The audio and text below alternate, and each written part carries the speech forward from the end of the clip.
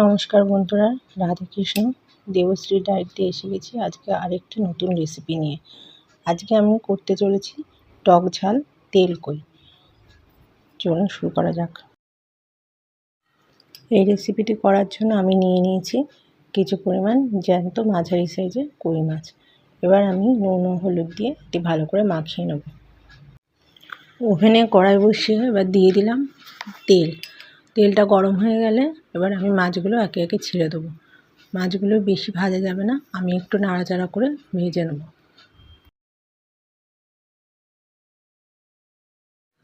মাছগুলো নাড়াচাড়া করে একটু হালকা ভেজে নিলাম।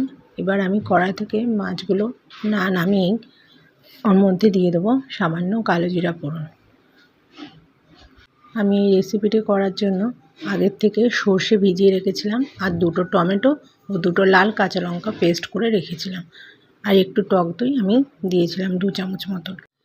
এবার আমি উপর থেকে সর্ষে গুঁড়োটা ভেজানো দিয়ে দিলাম, আর টমেটো আর লঙ্কার পেস্টটা যেটা টক দই দিয়ে মাখিয়ে রেখেছিলাম সেটাও ঢেলে দিলাম। এবার একটু নাড়াচাড়া করে উপর থেকে আমি একটা থালা দিয়ে কিছুক্ষণ এটা সিদ্ধ হওয়ার জন্য ছেড়ে দিলাম।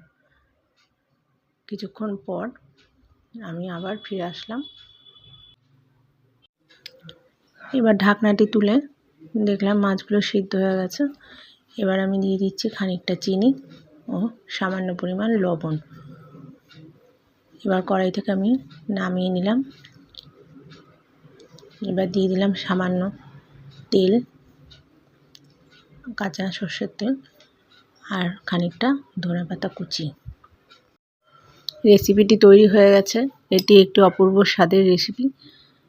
তেল কই অথচ টমেটো এবং টক দইটার জন্য একটা টক স্বাদও পাবেন, আবার একটু ঝাল, সব রকম স্বাদের মিশ্রণ। খেতে খুবই ভালো লাগবে। পরিবারের সবাই মিলে করে খেয়ে দেখবেন কেমন লাগছে।